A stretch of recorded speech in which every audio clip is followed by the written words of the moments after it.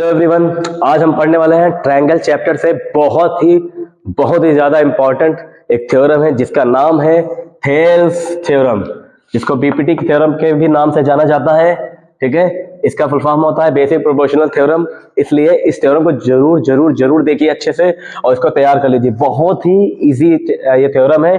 आइए समझते हैं। ध्यान रखिएगा, इसको थेल थ्योरम के नाम से भी जाना जाता है, बीपीटी थ्योरम के नाम से भी जानते हैं। प्लस इस तरह से स्टेटमेंट लिख के भी आ सकता है जिसमें ना ही बीपीटी कहीं लिखा होगा और ना ही थेल्स कहीं लिखा होगा, फिर भी इस तरह से स्टेटमेंट तरह का क्वेश्चन आ जाएगा और तब भी हमें यही करना है।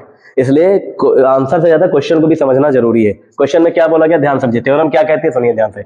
If a line drawn parallel to one side of a triangle to intersect the other two sides in a distinct point, then the two other sides are divided same ratio. मतलब ये बताया जा रहा है कि एक ट्रायंगल अगर है, एबीसी एक ट्रायंगल है, एक एबीसी ट्रायंगल में अगर किसी भी एक साइड के पैरेलल लाइन ड्रॉ की जाए जो कि दोनों साइड, बाकी जो अदर दो साइड है वो अलग अलग पॉइंट पे टच करती हो, तो ये जो अदर साइड है, ये दोनों का जो रेशियो होगा वो सेम कहलाता है। ठीक है, ये दोनों जो अदर साइड होंगे ट्रायंगल के तीन साइड में से, ध्यान समझिए, ट्रायंगल के थ्री साइड्स में से वन साइड के पैरेलल अगर कोई लाइन ड्रॉ कर दी जाए तो बाकी बची दोनों साइडों का जो रेशियो होगा वो सेम होता है।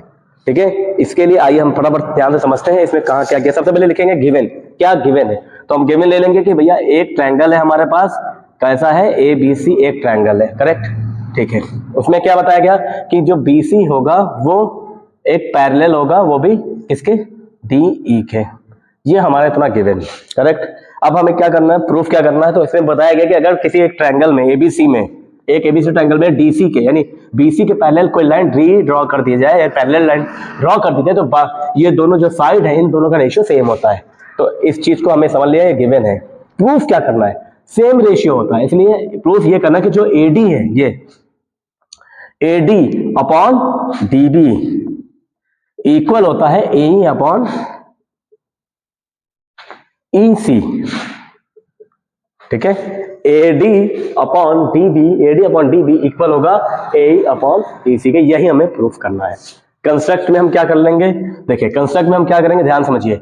ये E से N, EN एक लाइन ड्रॉ करेंगे जिसको परपेंडिकुलर कहते हैं। तो EN परपेंडिकुलर पड़ेगा किस पर, AD पर, और इधर DM परपेंडिकुलर होगा AE पर। यहां पर क्या करेंगे, D से C को ज्वाइन कर देंगे और B से E को ज्वाइन कर देंगे। तो कंस्ट्रक्ट में क्या लिख सकते हैं, ज्वाइन, क्या ज्वाइन कर लिया भाई, डीसी एंड क्या ज्वाइन कर लिया, बीई क्या ज्वाइन किया, डीसी और बीई को हमने ज्वाइन कर लिया। एंड ड्रॉ कर देंगे, क्या ड्रॉ किया है, EN परपेंडिकुलर पड़ा हुआ है किस पे, एडी पर, एडी के ऊपर, यानी एडी पर EN एक परपेंडिकुलर डाला गया है और DM परपेंडिकुलर है AE पर। बस यही समझना है, यहीं पे ध्यान से अच्छे से समझ लीजिए क्या बताया गया है। ध्यान समझिए, एक BC के पैरेलल DE दिया हुआ है। करेक्ट। अब हमने क्या किया, BE ज्वाइन कर लिया, DEC को ज्वाइन करा दिया, फिर ड्रॉ कर दिया EN परपेंडिकुलर किस पर है, AD पर, तो EN परपेंडिकुलर AD पे आ गया। करेक्ट। फिर क्या किया, DM परपेंडिकुलर है किस पर, AE पर, DM परपेंडिकुलर डाल दिया हमने A पर। ये हमने कंसिडर कर लिया। प्रूफ करते हैं हम। चलिए, तो यहां से हम प्रूफ करना शुरू करेंगे। सबसे पहले क्या करेंगे, हमारे पास देखिए ट्रायंगल दिया हुआ है ADE, इस ट्रायंगल का एरिया लिखेंगे। क्या लिखेंगे, ध्यान से समझिएगा, यहां पर लिखेंगे एरिया ऑफ ट्रायंगल। ट्रायंगल क्या है, ये ADE, area of triangle ADE।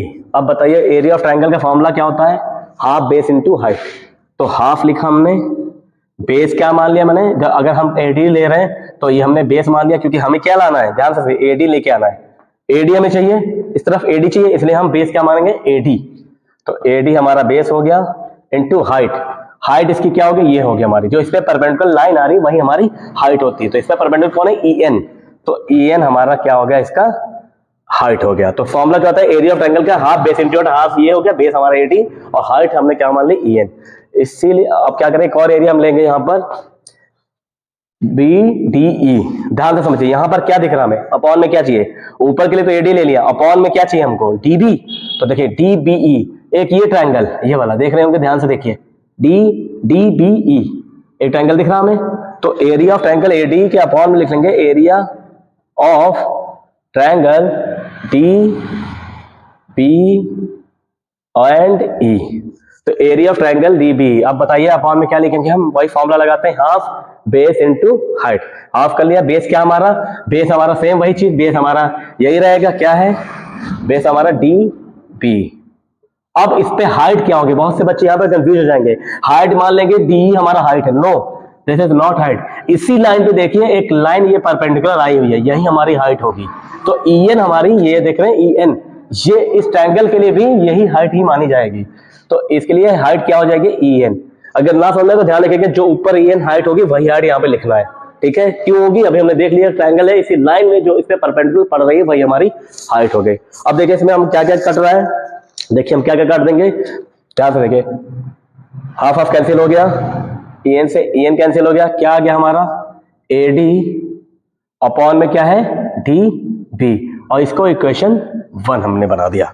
देखिए बहुत ध्यान से देखिए, कोई डाउट हो तो बताइए, ठीक है? अब हमने क्या करिए, area of triangle A D लिया था और एक ट्रायंगल हमने बी डी ले लिया।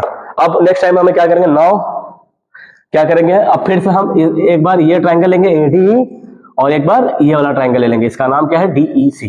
क्योंकि हमने ये तो देख लिया A D upon D B, अब हमें ए अपॉन ईसी भी तो चाहिए ना। ए अपॉन ईसी के लिए हमें एक बार फिर से ट्रायंगल लेना होगा।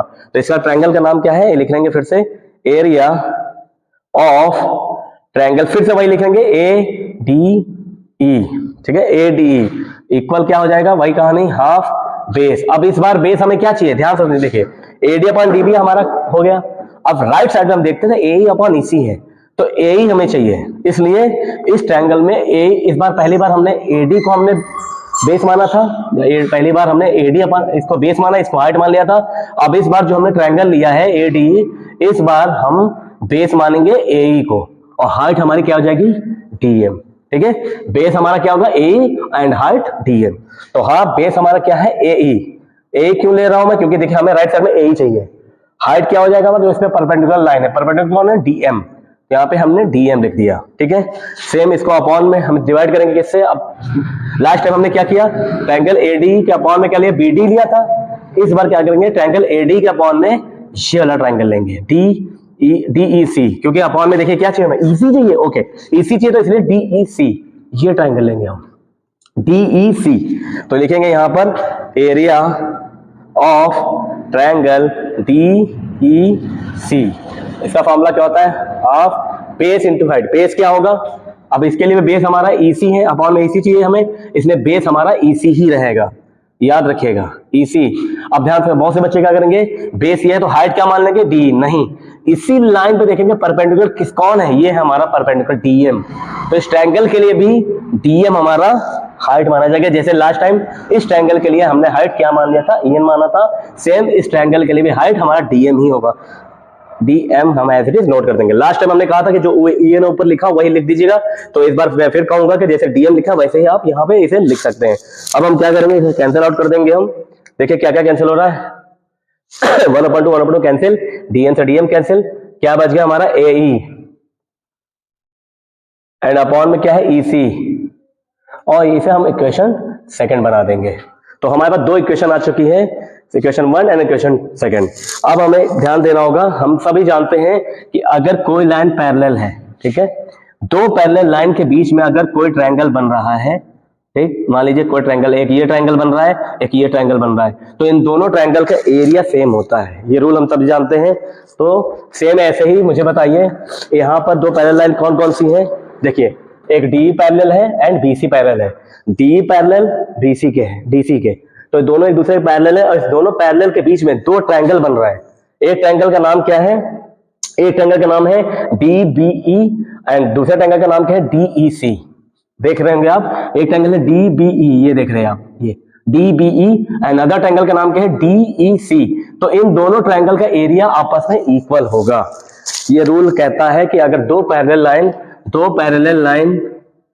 पैरेलल लाइन बीसी और डीसी के बीच में दो ट्रायंगल अगर बनते हैं, दोनों ट्रायंगल का एरिया सेम होता है। तो हम यहां पर लिख सकते हैं क्या?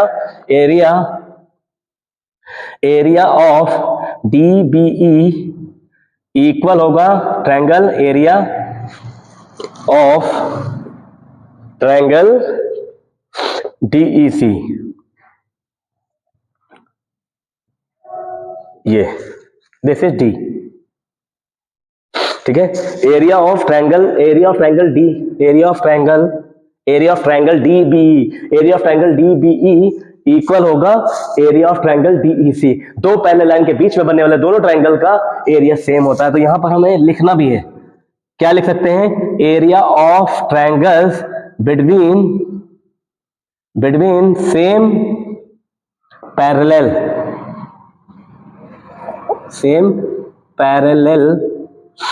Are equal. मतलब सेम पैरेलल जो लाइंस होती हैं, सेम पैरेलल लाइंस के बीच में बनने वाला जो एरिया ऑफ ट्रायंगल होता है वो दोनों ही इक्वल होते हैं। ये हम ब्रैकेट में लिख देंगे। आप ध्यान से देखिए, बस आपका आंसर आने वाला है, बहुत ध्यान से देखिएगा। तो अब इतना करने के बाद हम क्या करेंगे, जो सबसे पहले इक्वेशन हमारी ये बनी थी इसको लिखेंगे। बहुत ध्यान से देखिए, क्या लिखेंगे, area of triangle ADE upon में क्या दिया, एरिया ऑफ ट्रायंगल DBE। पहले वाले इक्वेशन को जो दिया है हम नोट कर देंगे। क्या लिखेंगे, एरिया ऑफ ट्रायंगल DBE। ठीक है, अब बहुत ध्यान से समझिएगा। तो ये हमने पहले वाले को हमने नोट कर लिया। नोट करने के बाद क्या करेंगे, फिर हम देखिए एरिया ऑफ ट्रायंगल AD लिखा है, यही फिर से लिख देंगे। क्या लिखेंगे, एरिया ऑफ ट्रायंगल ADE, फिर से वही लिखेंगे।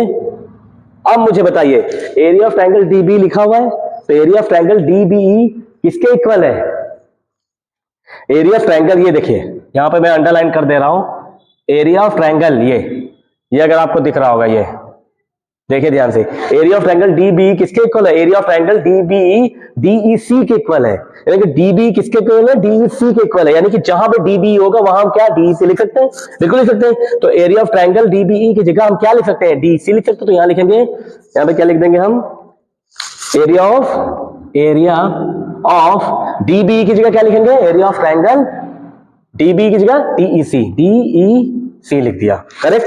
अब मुझे एक बात बताइए, यहां पे आपको दिख रहा होगा AD अपॉन DB इक्वल क्या आया था, AD upon DB। Area of triangle AD upon DB के इक्वल कौन था, AD अपॉन DB। देखो यहां पे दिख रहा है AD upon DB equal AD upon DB है, तो इसकी जगह पे क्या हम ये लिख सकते हैं, कैसे, ऐसे AD अपॉन D, ये D से D। और यहां पे देखिए इक्वेशन सेकंड की अगर बात करें तो यहां लिखा हुआ है area of triangle ADE upon area of triangle DEC। देखो सेम दिख रहा है हमें, area of triangle ADE upon area of triangle DEC। तो इक्वेशन सेकंड की बात करें तो किसके इक्वल है, AE अपॉन EC। यानी इसकी जगह पे हम क्या लिख सकते हैं, AE अपॉन EC। और क्या हमें यही प्रूफ करना था, देखिए ध्यान से, क्या हमें यही प्रूफ करना था, जी हाँ, हमें यही प्रूफ करना था। और इस तरह से आपकी थ्योरम जो है कंप्लीट हो गई, प्रूव्ड। ठीक है, तो हमने क्या देखा यहाँ पर इस थ्योरम में, बस यही चीज हमें बताना होता है कि एक ट्रायंगल है, अगर किसी भी ट्रायंगल के कोई भी एक साइड के पैरेलल अगर दूसरी साइड कोई पैरेलल बनाता है तो बाकी बची ही दोनों साइडों का जो रेशियो हो वो सेम हो जाता है। तो हमने देख लिया इस तरह से, पहले हमें पूरा ट्रायंगल लेना है और फिर दूसरा ट्रायंगल लेना, फिर दूसरे ट्रायंगल, पूरा ट्रायंगल लेके फिर अदर ट्रायंगल हमें ले लेना है। और फिर हमें बताना है कि अगर सेम पैरेलल के बीच में बनने वाले दोनों ट्रायंगल का एरिया सेम होता है, ये हमने अंडरलाइन कर दिया था, बॉक्स में बना दिया है। और फिर से वही उठाकर हम इसके वैल्यू को पुट कर देंगे, यहां पर हम इस थ्योरम को प्रूव कर सकते हैं। इस तरह से इसको जरूर आप लोग इसे तैयार कर लीजिएगा, अच्छे से तैयार कर लीजिएगा। और एक इसको बार बार वीडियो देखिएगा, इसको प्रैक्टिस करेगा, बहुत कुछ नहीं है, 1 2 3 4 लाइन में आपका थ्योरम तैयार हो जाएगी। मिलते हैं नेक्स्ट वीडियो में, अपना ख्याल रखें, वीडियो को लाइक करें, सब्सक्राइब करें, शेयर करें। Thank you so much, bye bye, Tata.